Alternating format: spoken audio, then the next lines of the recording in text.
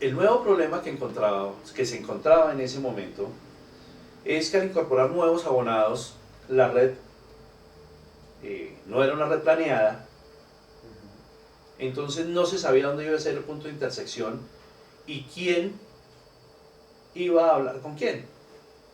Entonces, al generar la señal de magneto, le iba a timbrar a todos los abonados. Todos los abonados iban a hablar. Y el problema más grave, no había privacidad. Entonces, un nuevo escalón. Se trata de independizar cada uno de los abonados y comenzar a llegar a un centro de distribución. Y es donde nace el concepto de central. Incorporan una operadora. En las centrales. Ya simplemente se deja un sitio, se adecua a un sitio equidistante de cada uno de los usuarios. Entonces, si teníamos 10 usuarios, quien necesitara hablar tenía que hablar, únicamente se iba a comunicar con la operadora. Entonces simplemente generaba su magneto desde su teléfono, que dijimos que ya se había condensado. Entonces él generaba una señal alterna, le timbraba a la operadora y la operadora contestaba: necesito hablar con el abonado 5.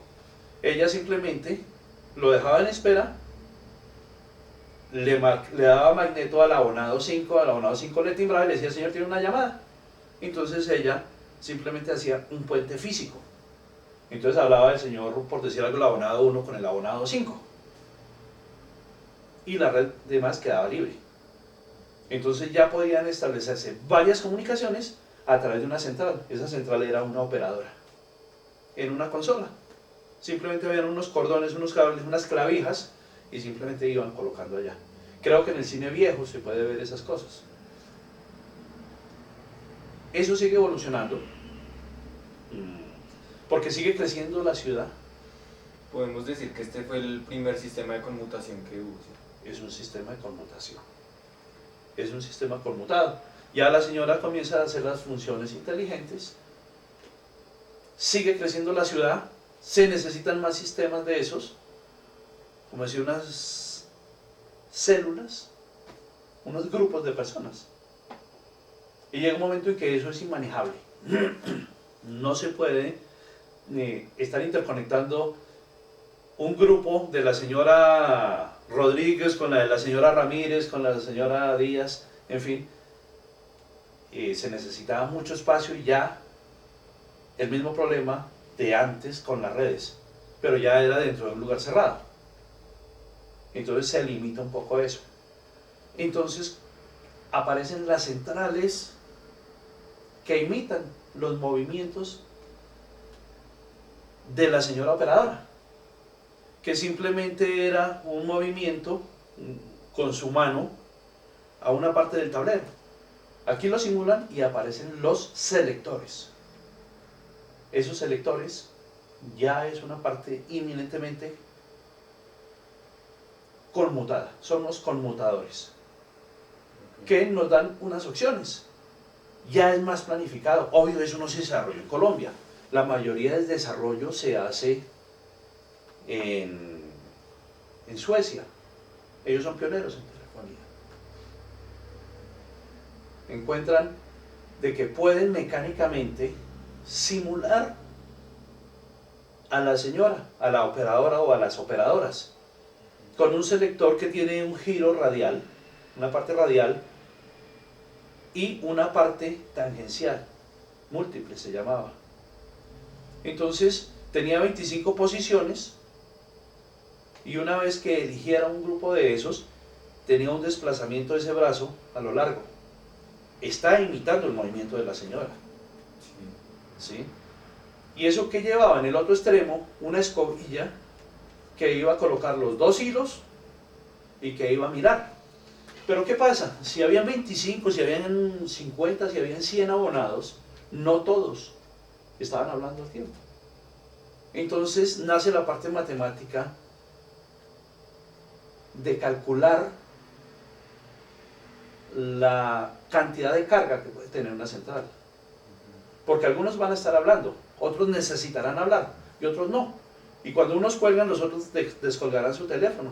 Entonces comienza a buscar esa parte matemática para el diseño de una central, de que si son 100 abonados, interconectarlos todos al tiempo, eso es imposible. Entonces nace la parte de los concentradores. Y esos concentradores son esos selectores mismos en varios pasos. Y van a encontrar de que se necesitaba un selector de estos para 500 abonados, y él hacía la conexión. De esos 500 abonados de 25 múltiples por 20 posiciones, nos daba 500. Pero entonces, ¿qué pasa? Si el abonado 5 se comunicaba con el abonado 36, el selector quedaba en esa posición y queda inutilizable mientras esté esa conferencia. Entonces simplemente lo que hicieron fue un embarillado, un sistema múltiple, que en las puntas va todo el alambrado que llegaba de los diferentes abonados. Y por el centro de ese embarillado iba todo duplicado los selectores, no duplicado. Iban 40, 30 selectores, haciendo todos la misma función. En su movimiento, cuando había conferencia, uno dice estoy ocupado, entonces ya no contaba. Si yo era el abonado número 8, descuelgo mi teléfono, sabía que yo necesitaba comunicarme. Entonces todos los selectores comenzaban a girar, a darme en tono y a recibir. Hablemos por ahora únicamente de la comunicación. Una vez que yo tenía mi comunicación, mi conferencia, él también avisaba, está ocupado. Entonces ya me quedaban 22, 23 libres. Y así sucesivamente. Pero ¿qué pasa cuando está por allá el abonado 10, el abonado 12, la conferencia 12 o la conferencia 15? De pronto el primero colgaba, entonces ya se liberaba ese. Entonces ya ponía una banderita que decía yo estoy libre. Entonces se va a concentrar. ¿Cómo se hacía esto? Aparece en los teléfonos la horquilla, o sea el cuelgue y descuelgue, que es necesito tono.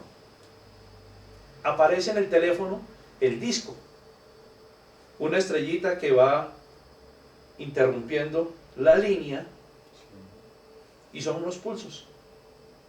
Y esto se hacía a través de una serie de relevos que hacía una cadena, el uno le iba dando paso al otro, al otro, al otro.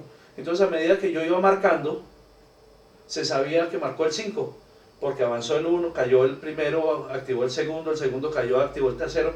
Entonces esa secuencia de relevos hacía que podía ir determinando qué número estaba marcando. Entonces yo le estoy marcando al abonado 140 en 3 dígitos, por decir algo. Eso tiene que interpretarlo alguien. Entonces aparece en las centrales el registro, aparece en las centrales quien hace la conexión, aparece en las centrales la parte del tráfico saliente, la parte del tráfico entrante. Cuando se incorporan más adelante centrales de larga distancia, aparecen las categorías de los abonados: servicios especiales, larga distancia nacional, larga distancia internacional, derecho de llamar, la tarificación. Entonces comienzan a aparecer una cantidad de cosas, de componentes en las centrales, hasta que llega casi a un servicio totalmente automático, pero conmutado.